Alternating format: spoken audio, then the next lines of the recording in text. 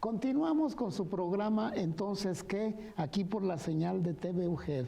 Oiga, estamos hablando del cáncer de mama, muy interesante, el doctor Delgadillo, muy puntual, describiendo precisamente los síntomas que hay que tener en cuenta, las señales que se presentan en la mujer, en su mama, precisamente para que haya una atención. Y bueno, doctor, vamos a hablar precisamente sobre los factores de riesgo que pudiéramos también tener en cuenta para puntualmente la mujer busque también este hábito de la auscultación, de conocer su cuerpo y tocarlo precisamente para ello. Sí, es muy importante destacar que de entrada, pues el 85% de los cánceres de mama no hay una relación genética o familiar. O sea que de 100 pacientes que tenemos, 85 no va a haber algún antecedente. Ok. Sí. De ahí la importancia, ¿no? Porque muchas veces podemos decir, pues no tengo ningún familiar, pues estoy alejado de esa zona, no. También es importante, ¿va? Porque nos queda un 10-15% donde sí hay alguna alteración genética, alteración de ciertos genes como BRCA1, BRCA2, o alguna alteración de herencia familiar, donde tenemos integrantes de primer grado, ya sea mamá o hermanas, con una enfermedad. Y aquí obviamente pues el factor genético y hereditario pues se incrementa. Se incrementa. Fíjense qué puntual, público televidente, mujercitas, como mi mamá no tuvo, mi hermana tampoco, pues yo tampoco. Error. Esto es independientemente si hay antecedentes familiares y si hay, pues con mayor razón. Claro, sí. Para acudir. Y existen diferentes factores de riesgo, ¿no? Obviamente, pues el ser mujer, porque también en el hombre también hay cáncer de mama, pero obviamente se incrementa en la mujer. También a mayor edad, pues mayor riesgo de que se genere el cáncer de mama, el uso también de una terapia hormonal sustitutiva posterior a la menopausia por más de 5 años, pues también nos genera un factor de riesgo. Empezar la menarca temprana y que a veces vemos, ¿no?, que las niñas antes a lo mejor era 12, 13 y ahora son 9, 10 años, ¿no? Sí. Y ese incremento en el periodo estrogénico, pues también nos genera un mayor factor de riesgo. También tener el primer bebé a mayor edad y pues son factores que nosotros vamos viendo, ¿no?, que dentro de la dinámica poblacional se van generando.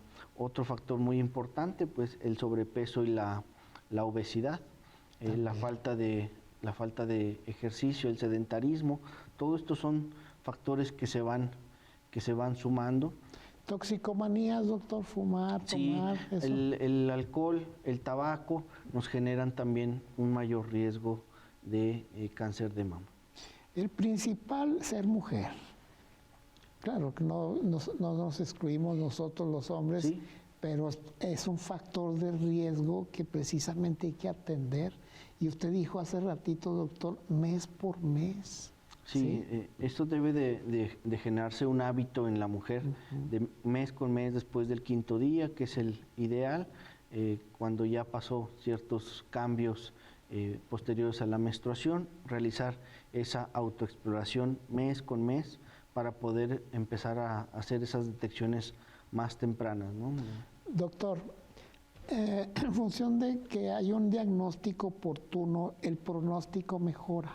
Sí, notablemente, ¿no? Normalmente las pacientes que se diagnostican en etapas tempranas, la sobrevida es mucho mayor a una paciente que se detecta a una etapa avanzada, ¿no?, donde a veces el periodo de sobrevida a 5 años, pues a veces alcanza siquiera el 15 o 20%, a diferencia de cuando es en etapas tempranas, donde el 60 al 70% es una sobrevida mayor.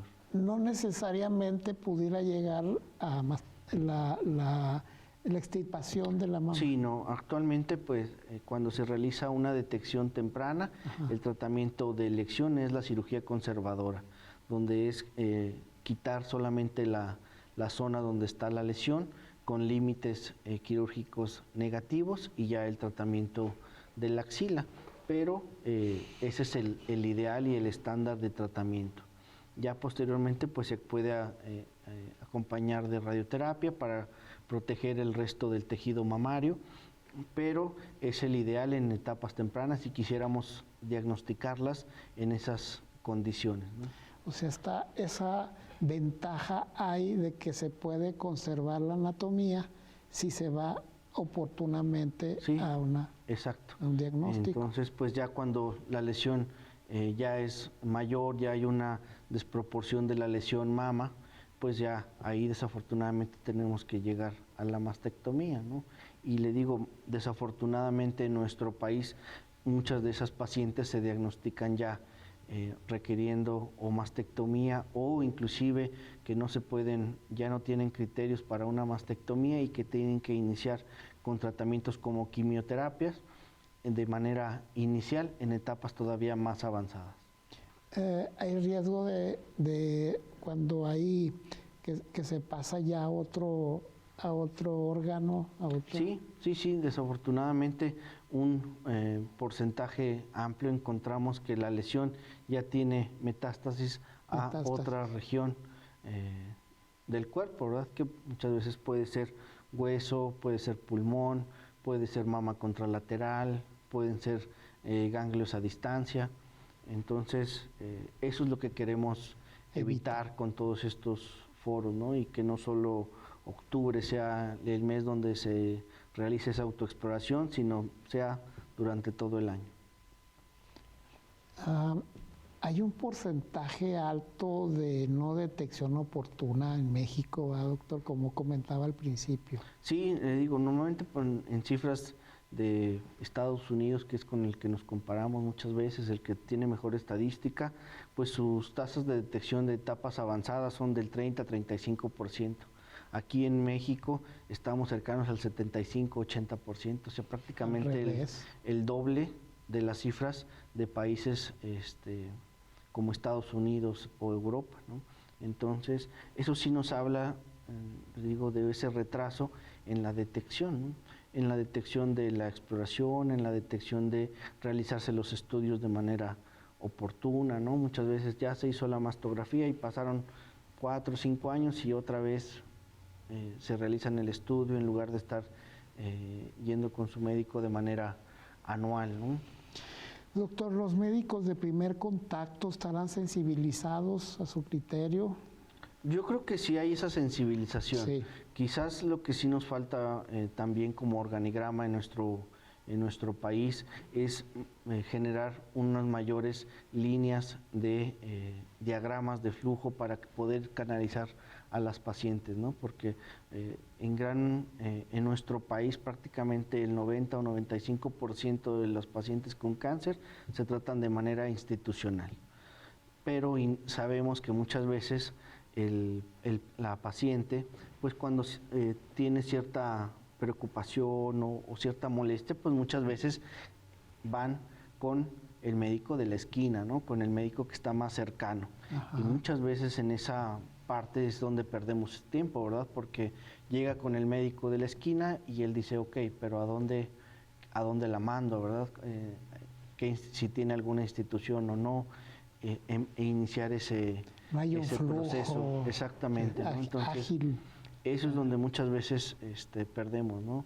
El tiempo. Entonces se suma al hecho de la mujer esperar o no estar en la auscultación y luego lo detectan y todavía falta ver a dónde va a ser canalizada, ¿no? ¿Verdad?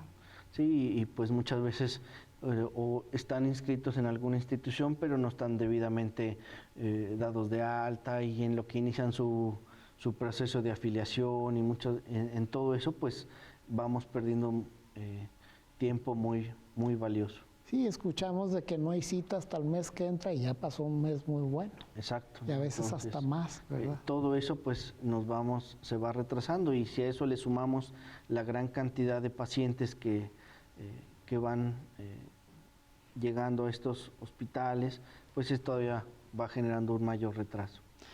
Doctor, influencia de la cultura conservadora, el machismo en nosotros los hombres, pudiera también o frenar, por un lado, si hay esto, o nosotros solidarizarnos con ellas para agilizar. Sí, yo creo que tenemos muchos casos de éxito y la verdad no solo la paciente, ¿no? Sino la parte familiar, ya sea esposo, hijos, padres, amigos, amigas, el generar un grupo de ayuda genera una mayor confianza hacia la paciente para poder enfrentar todo este proceso que inicia, ¿no?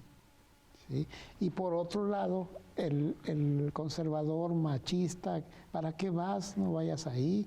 Sí, no, eso también es un factor en contra, ¿no? Que a la mujer le genera esa desconfianza, esa disminución de su autoestima y que lejos de querer enfrentarlo, pues rehúye a enfrentarse a esta situación.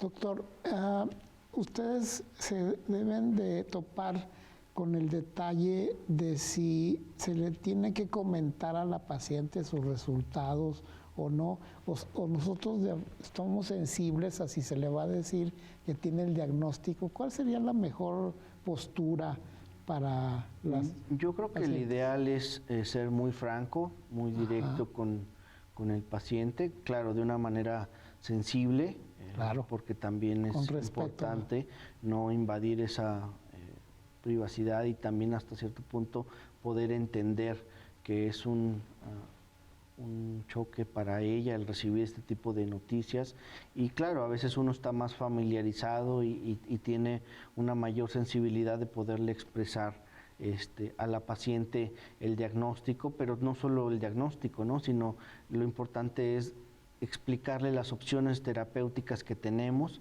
y verlo de una manera positiva, ¿no? Que una vez que ya se logró el diagnóstico, pues ahora viene todo el apoyo hacia ella para poder enfrentar la situación de la mejor manera.